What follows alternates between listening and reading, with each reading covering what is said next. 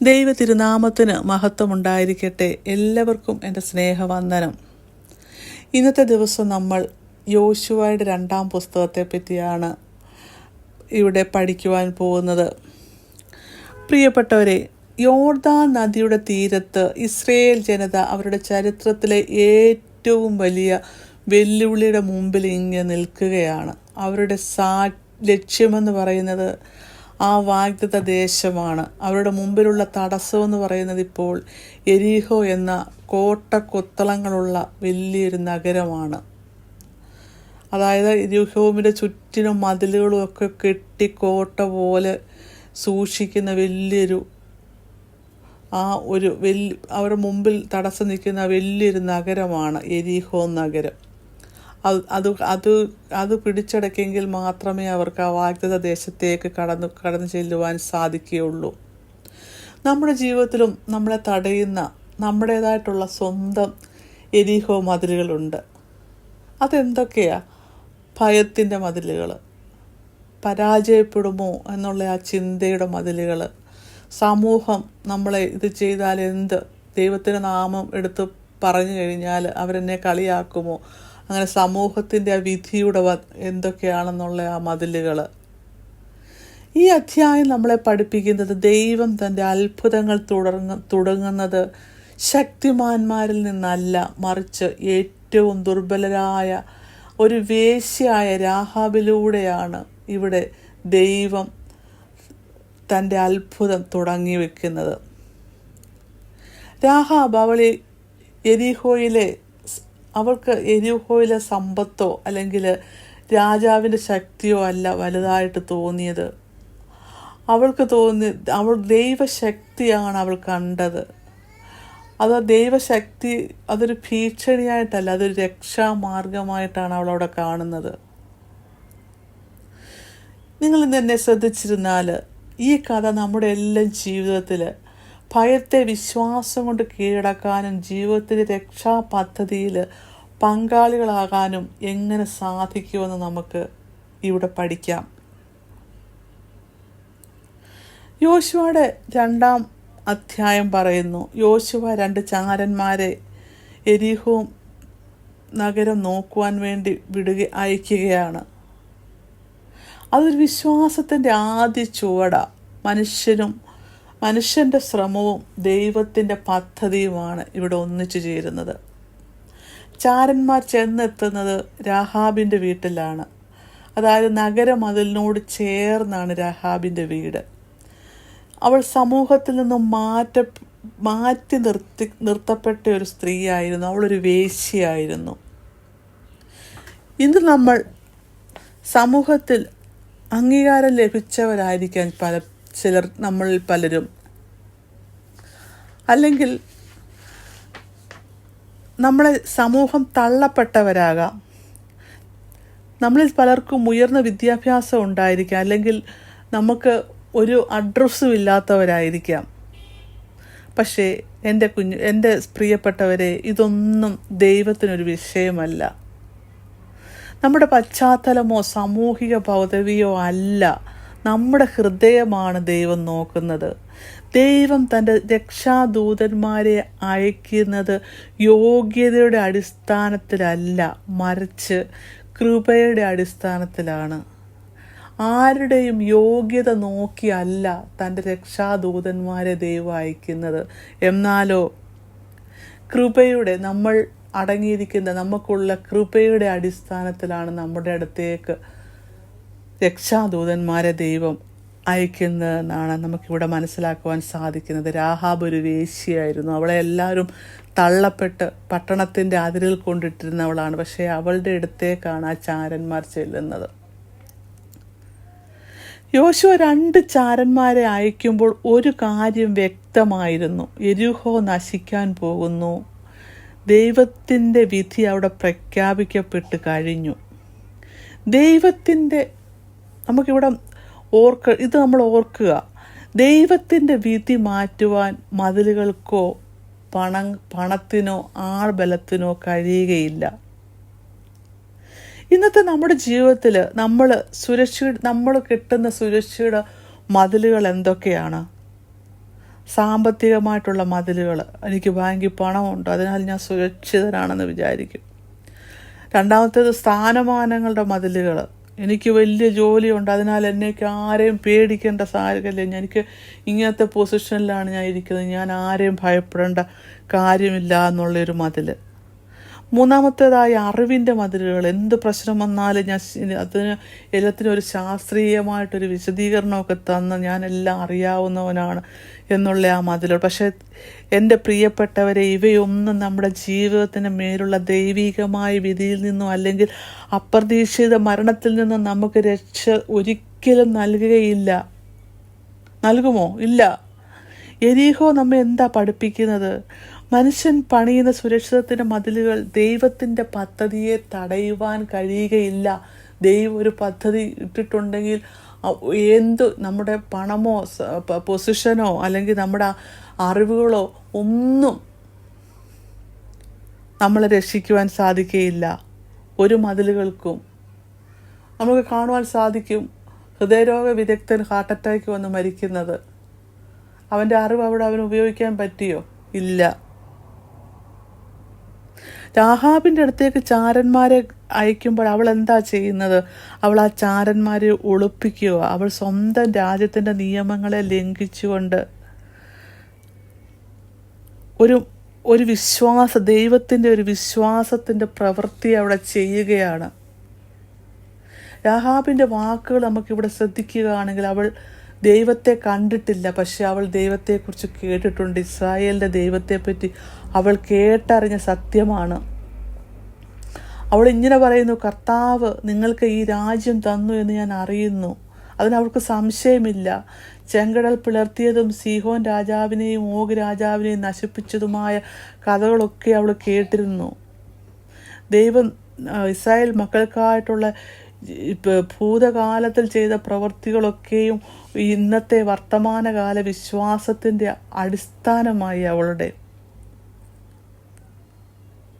അവളിവിടെ പറയുകയാണ്, യഹോവ നിങ്ങളുടെ ദൈവം തന്നെ മീതെ സ്വർഗത്തിനും താഴെ ഭൂമിക്കും ദൈവമാകുന്നു. അവൾ ലോകത്തിലെ എല്ലാ ദൈവങ്ങളെയും അവൾ തള്ളിപ്പറഞ്ഞ് യഹോവയുടെ സർവാധിപത്യം അവിടെ ഏറ്റുപറയുന്നതായിട്ടാണ് നമുക്ക് കാണാൻ സാധിക്കുന്നത്.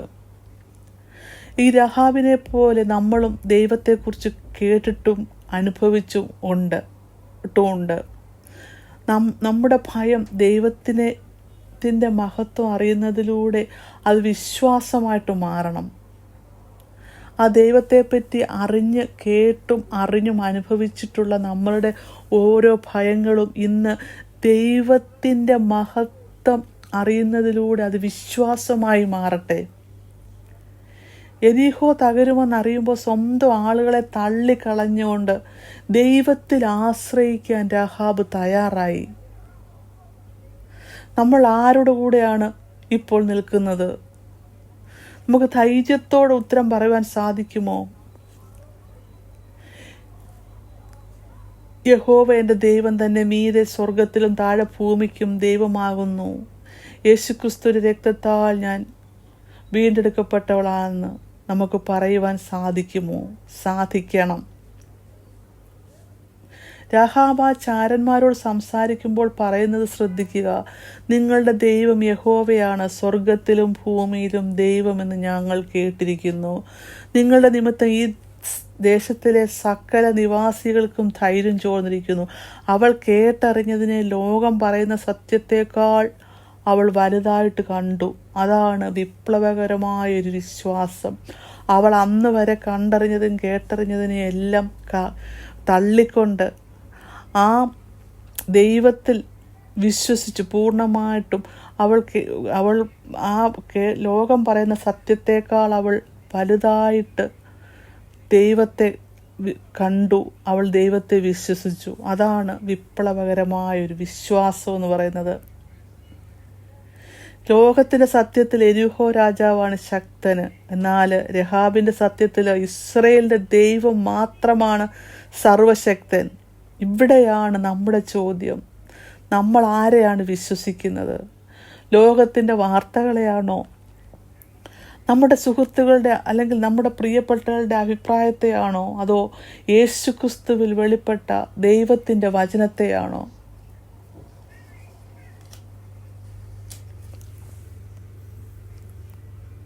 രഹാബ് ആ ചാരന്മാരെ ഒളിപ്പിച്ചത് അവർ ചെയ്ത തെറ്റുകൊണ്ടല്ല, മറിച്ച് രക്ഷയുടെ ഒരേ ഒരു മാർഗം അവരിലൂടെയാണെന്ന് അവൾ തിരിച്ചറിഞ്ഞതുകൊണ്ടാണ്. അവർ തെറ്റുകാരാണ്, അവരെ മറ്റുള്ളവരിൽ നിന്ന്, അവരുടെ മറ്റ് പട്ടണത്തിലുള്ള ആൾക്കാരിൽ നിന്നും രക്ഷപ്പെടുത്തണമെന്ന് വിചാരിച്ചുകൊണ്ടല്ല അവരെ ഒളിപ്പിച്ചത്. എന്നാലോ ഈ രക്ഷയുടെ ഒരേ ഒരു മാർഗം അവൾക്ക് അവരിലൂടെ ദൈവത്തിൽ നിന്ന് കിട്ടൂ എന്നറിഞ്ഞുകൊണ്ടാണ് അവൾ അവരെ ഒളിപ്പിച്ചത്. രക്ഷപ്പെടാൻ അവൾ സ്വന്തം രാജ്യത്തെയും നിയമത്തെയും ഒക്കെ തള്ളിപ്പറഞ്ഞു. യേശുവിൽ വിശ്വസിക്കുമ്പോൾ നമ്മൾ ലോകത്തിൻ്റെ ചില വഴികളെയും ഇഷ്ടങ്ങളെയും ചില നിയമങ്ങളെയും പോലും തള്ളിപ്പറയേണ്ടി വരും. യഥാർത്ഥ രക്ഷയ്ക്ക് അതിൻ്റെ വിലയുണ്ട്. രഹാബ് അവൾ തനിക്ക് വേണ്ടി മാത്രമല്ല തൻ്റെ കുടുംബത്തിന് വേണ്ടി അപേക്ഷിക്കുന്നു. യഥാർത്ഥ വിശ്വാസം എന്ന് പറയുന്നത് ഒരിക്കലും സ്വാർത്ഥതയല്ല. യോശുവ 2 ഇസ്രായേൽ ചാരന്മാർ യെരിഹോ പട്ടണത്തിൽ വേശ്യയായിരുന്ന രഹാബിനോട് ന്യായവിധി സമയത്ത് തൻ്റെയും തൻ്റെ കുടുംബത്തിൻ്റെയും രക്ഷയ്ക്കായിട്ട് ഒരു ചുവന്ന ചരട് കിളിവാതിൽ കെട്ടിയിടുവാൻ ആവശ്യപ്പെടുന്നു. അത് വെറും ഒരു ചെറിയ ചുവന്ന ചരടല്ല, മറിച്ച് വിശ്വാസത്തിൻ്റെയും ഉടമ്പടിയുടെയും അടയാളമായിരുന്നു. യെരിഹോവിൻ്റെ നാശത്തിൽ നിന്ന് രാഹാബിൻ്റെയും ഭവനത്തെ വേർതിരിച്ചാനുള്ള ഏക അടയാളം ഈ ചുവന്ന ചരടായിരുന്നു. രാഹാബ് വിശ്വാസത്തോടെ ആ ചുവന്ന ചരടിൽ ആശ്രയിച്ചതുപോലെ നമ്മൾ ഓരോരുത്തരും രക്ഷകനായ യേശുക്രിസ്തുവിൻ്റെ ചൊരിയപ്പെട്ട രക്തത്തിൽ വിശ്വാസത്തോടുകൂടി ആശ്രയിക്കണം. നമ്മുടെ പശ്ചാത്തലമോ നമ്മുടെ പാപങ്ങളോ പരിഗണിക്കാതെ ആ രക്തത്തിൽ വിശ്വസിക്കുന്ന എല്ലാവർക്കും രക്ഷയുണ്ട്. ചുരുക്കത്തിൽ രഹാബിൻ്റെ ജനലിലെ ആ ചുവന്ന ചരട് അതൊരു പ്രത്യാശയുടെ ചരടാണ്. അതൊരു വിശ്വാസത്തിൻ്റെ പ്രവൃത്തിയാണ്. ക്രിസ്തുവിൻ്റെ രക്തത്തിൻ്റെ നിഴലാണ്. സമൂഹത്തിൽ തള്ളപ്പെട്ടവർക്ക് പോലും ലഭിക്കുന്ന ദൈവകൃപയുടെ ഒരു പ്രഖ്യാപനമാണ്. നമ്മുടെ ജീവിതം പലപ്പോഴും ഇന്ന് വലിയ അനിശ്ചിതത്വത്തിലേക്കാണ് പോകുന്നത്. നമുക്ക് നമ്മുടെ ജോലി നഷ്ടപ്പെടുമോ, അല്ലെങ്കിൽ അസുഖം വരുമോ, അല്ലെങ്കിൽ കുടുംബം തകരുമോ തുടങ്ങിയ ഭയങ്ങൾ. ഈ ഭയം നമ്മുടെ മനസ്സിലെ യെരിഹോ മതിലുകൾ സൃഷ്ടിക്കുന്നുണ്ട്. ചുവന്ന ചരട് കണ്ടാൽ രക്ഷ ലഭിക്കുമെന്ന് രഹാബിന് ഉറപ്പായിരുന്നു. അതുപോലെ ക്രിസ്തുവിൻ്റെ ക്രൂശിൽ നമുക്ക് വേണ്ടി രക്തം ചൊരിഞ്ഞു ക്രിസ്തു എന്ന് നമ്മൾ വിശ്വസിക്കുമ്പോൾ നമ്മുടെ ഭാവിയെക്കുറിച്ച് നമുക്ക് പ്രത്യാശ ലഭിക്കുന്നു. നമുക്ക് ഭയം തോന്നുമ്പോൾ ക്രിസ്തുവിൻ്റെ സ്നേഹത്തെയും ത്യാഗത്തെയും നമ്മൾ ഓർക്കുക.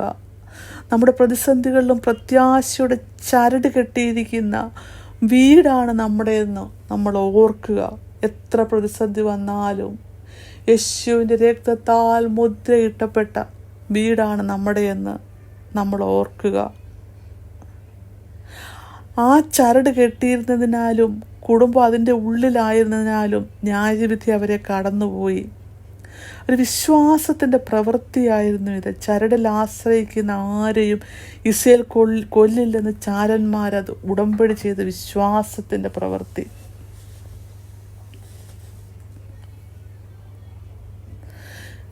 ആ ചരട്, ചുവന്ന ചരട് കിളിവാതിൽ കെട്ടിയിരിക്കണം. ഇത് വെറും ഒരു ചരടല്ല, മറിച്ച് ഒരു ഉടമ്പടിയുടെ അടയാളമായിരുന്നു. അത് പെസഹ കുഞ്ഞാടിൻ്റെ രക്തത്തെയും ക്രിസ്തുവിൻ്റെ ക്രൂശിലുള്ള രക്തത്തെയും സൂചിപ്പിക്കുന്നു എന്നാണ് പുതിയ നിയമത്തിൽ പറയുന്നത്. ആ കുടുംബം മുഴുവൻ വീടിൻ്റെ ഉള്ളിൽ ഉണ്ടായിരിക്കണം. പുറത്തു പോകുന്നവൻ്റെ രക്തത്തിൽ അവരവർ തന്നെ ഉത്തരവാദിത്തമായിരിക്കും എന്നാണ് ചാരന്മാർ അവളോട് പറഞ്ഞത്. നമ്മുടെ രക്ഷ നമ്മുടെ നല്ല പ്രവർത്തികളിലല്ല, മറിച്ച് ക്രൂശിലെ രക്തമാകുന്ന അടയാളത്തിൽ മാത്രമാണ്. ക്രിസ്തുവിൻ്റെ രക്ഷാഭവനത്തിന് പുറത്തുള്ളവർക്ക് ന്യായവിധി ഉറപ്പാണ്. എൻ്റെ പ്രിയപ്പെട്ടവരെ, രാഹാബിൻ്റെ കഥ നമുക്ക് ഓരോരുത്തർക്കും വേണ്ടി എഴുതിയ കൃപയുടെ സുവിശേഷമാണ്. ഈ കഥ നമ്മെ പഠിപ്പിക്കുന്നത് 3 പ്രധാന പാഠങ്ങളാണ്. പാപം ഒരു തടസ്സമല്ല. ദൈവത്തിൻ്റെ അംഗീകാരം നമുക്ക് കിട്ടുന്നത് എങ്ങനെയാണെന്ന്, ആ ചുവന്ന ചരട് കെട്ടി വിശ്വാസത്തെ ഉറപ്പിക്കുന്നതിനെ പറ്റിയാണ്. രാഹാബിൻ്റെ പദവി എന്ന് പറഞ്ഞാൽ സമൂഹം അവളെ ഒരു പാപിനിയായിട്ടാണ് കണ്ടത്. എന്നാൽ ദൈവം അവളെ വിശ്വാസത്തിലൊരു വീരവനിതയാക്കി കണ്ടു. ദൈവത്തിൻ്റെ അളവുകോൽ നമ്മുടെ കഴിഞ്ഞ കാലത്തെ ഭാരമോ ഇന്നത്തെ പരാജയമോ അല്ലെങ്കിൽ ക്രിസ്തുവിൻ്റെ ആ കൃപയ്ക്ക് ഒരു തടസ്സവുമല്ല. അവൻ നമ്മുടെ പാപം എത്ര കടും ചുവപ്പാണെങ്കിലും മഞ്ഞുപോലെ വെളുപ്പിക്കുന്നവനാണ്. നമ്മൾ പശ്ചാത്തപിച്ച് പാപം ഏറ്റു പറഞ്ഞു കഴിഞ്ഞാൽ വീണ്ടും അവിടേക്ക് തിരികെ പോകാതിരിക്കണം. ദൈവത്തിൻ്റെ അംഗീകാരം നമുക്ക് കാണുവാൻ സാധിക്കും. ഈ അധ്യായത്തിൽ രാഹാബ് എന്ന ആ കനാൻകാരിയായ വേശ്യ, അവൾ ഇസ്രയേലിൻ്റെ പൗരത്വമില്ലായിരുന്നു, എങ്കിലും അവൾക്ക് രക്ഷ ലഭിച്ചു. ഇസ്രയേൽ അല്ലായിരുന്നു എന്നിട്ടും അവൾക്ക് ആ ഇസ്രയേൽ അല്ലായിരുന്നിട്ടും ദൈവജനത്തിലെ ഒരു പൗരത്വമില്ലാഞ്ഞിട്ടും അവൾക്ക് രക്ഷ ലഭിച്ചു. എന്നാൽ അത്ഭുതകരമായിട്ട് മത്തായിയുടെ സുവിശേഷം 1-ാം അധ്യായം 5-ാം വാക്യത്തിൽ പറയുന്നു, രാഹാബിൻ്റെ പേര് ക്രിസ്തുവിൻ്റെ രാജകീയ വംശാവലിയിലും രേഖപ്പെടുത്തി. അവൾക്ക് സ്വർഗീയ പൗരത്വം ലഭിച്ചു. ലോകത്തിൻ്റെ ഏത് വിസയും പാസ്പോർട്ടും കാലഹരണപ്പെട്ടേക്കാം, എന്നാൽ ക്രിസ്തുവിലുള്ള നമ്മുടെ പൗരത്വം അത് ശാശ്വതമാണ്. ദൈവത്തിൻ്റെ അംഗീകാരമാണ് എൻ്റെ പ്രിയപ്പെട്ടവരെ ഏറ്റവും വലിയ അംഗീകാരം. നമ്മളും ഇന്ന് ആ ചുവന്ന ചരട് കെട്ടുക. രാഹാബിന് ലഭിച്ച ഉടമ്പടിയിൽ വിശ്വസിച്ച് ഉടൻ തന്നെ അവൾ ആ ചുവന്ന ചരട് എടുത്ത് കെട്ടി വിശ്വാസത്തെ ഉറപ്പിച്ചു. ഇന്ന് നമ്മുടെ ജീവിതമാകുന്ന ജനലിൽ ക്രിസ്തുവിൻ്റെ രക്തമാകുന്ന ആ ചുവന്ന ചരട് കെട്ടാനുള്ള വിശ്വാസത്തിൻ്റെ തീരുമാനം നമുക്കെടുക്കാം. ന്യായവിധിക്ക് മുമ്പേ നമ്മൾക്ക് നമ്മുടെ ഭവനത്തിൻ്റെ ആ രക്ഷാഭവനമാക്കി മാറ്റി അതിലേക്ക് പ്രവേശിക്കാം. നിങ്ങൾ രാഹാബിനെ പോലെ ആകുമോ? കേട്ടറിഞ്ഞ് സത്യത്തിൽ വിശ്വസിച്ച് പ്രവൃത്തിയിലൂടെ രക്ഷ നേടുമോ? നമുക്ക് നമ്മുടെ ഭയത്തിൻ്റെ എരുഹവും മതിലുകൾ തകർത്ത് വിശ്വാസത്തിൻ്റെ ചുവന്ന ചരടിൻ്റെ കീഴിൽ ക്രിസ്തുവിൽ ആശ്രയിക്കാം. ദൈവത്തിൻ്റെ മഹത്തായ കൃപ ഇന്ന് നമ്മളോടൊപ്പം ഉണ്ടായിരിക്കട്ടെ.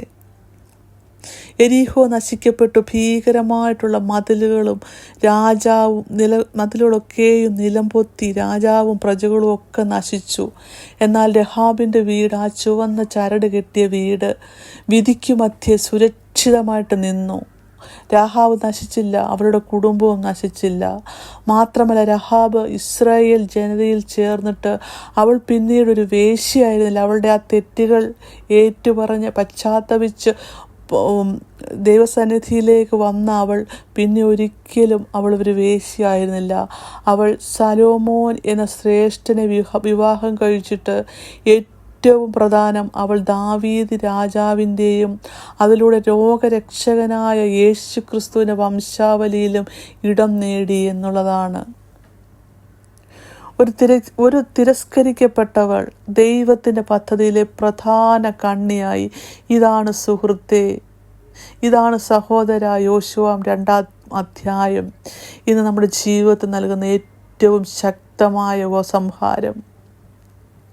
ദൈവത്തിൻ്റെ വിധി യാഥാർത്ഥ്യമാണ്. നിങ്ങൾ ഇന്ന് പണിഞ്ഞിട്ടുള്ള ഈ മതിലുകൾ പാപത്തിൽ നിന്നും മരണത്തിൽ നിന്നും നിങ്ങളെ രക്ഷിക്കുകയില്ല. രക്ഷയുടെ മാർഗം ഒന്ന് മാത്രമാണ്. രാഹാബിനെ ചുവന്ന ചരടുപോലെ നമ്മൾക്ക് യേശുക്രിസ്തുവിൻ്റെ ക്രൂശിലെ രക്തം മാത്രമേ ഉള്ളൂ. തിരഞ്ഞെടുപ്പ് നിങ്ങളുടെ മുമ്പിലുണ്ട്. നശിച്ചു പോകുന്ന ലോകത്തിൻ്റെ ഭാഗമായിട്ട് തുടരാനാണോ? അത് രാഹാബിനെ പോലെ ധീരമായ വിശ്വാസം പ്രഖ്യാപിച്ച് യേശുവിൻ്റെ വംശാവലിയിൽ ദൈവത്തിൻ്റെ സഭയിൽ ഒരു പുതിയ ജീവിതം ആരംഭിക്കാനാണോ നിങ്ങൾ തീരുമാനിച്ചിരിക്കുന്നത്? രാഹാബിൻ്റെ വിശ്വാസം അവളുടെ പൂർവ്വകാലത്തെ മാറ്റി എഴുതി. നമ്മുടെ വിശ്വാസവും നമ്മുടെ നിത്യതയെ മാറ്റി എഴുതട്ടെ. എൻ്റെ പ്രിയപ്പെട്ടവരെ, ഇന്ന് നമ്മുടെ ജീവിതത്തിൻ്റെ ജനലിൽ ഒരു ചുവന്ന ചുവട് കെട്ടുവാൻ നമ്മൾ തയ്യാറാകുന്നുണ്ടോ? അതായത് നമ്മുടെ പാപങ്ങളെ ഏറ്റുപറഞ്ഞ യേശു ക്രിസ്തുവിൻ്റെ രക്തത്തിൽ പൂർണ്ണമായിട്ട് ആശ്രയിച്ച് ഒരു പുതിയ ജീവിതം തുടങ്ങുവാൻ നമ്മൾ തയ്യാറാകുന്നുണ്ടോ? ദയവായിട്ട് ആ തീരുമാനം വൈകരുത്. എരീഹോ നശിക്കുന്നതിന് മുമ്പ് രാഹാബിന് സമയം കിട്ടി. നമ്മൾക്ക് ഈ അവസരം ഇന്ന് ദൈവം നമുക്ക് നൽകിയിരിക്കുകയാണ്. ഇപ്പോൾ തന്നെ നമുക്ക് മനസ്സിൽ പറയാം, എൻ്റെ രക്ഷകനായ യേശുവേ, ഞാൻ അങ്ങയിൽ വിശ്വസിക്കുന്നു. ഈ വീഡിയോ ദയവ് ചെയ്ത് നിങ്ങളുടെ സുഹൃത്തുക്കൾക്കും കുടുംബാംഗങ്ങൾക്കും പങ്കുവയ്ക്കുക. അവരും രക്ഷയുടെ ഈ മാർഗം അറിയട്ടെ. ദൈവം നമ്മളെ ഓരോരുത്തരെയും അനുഗ്രഹിക്കട്ടെ. ആമേൻ.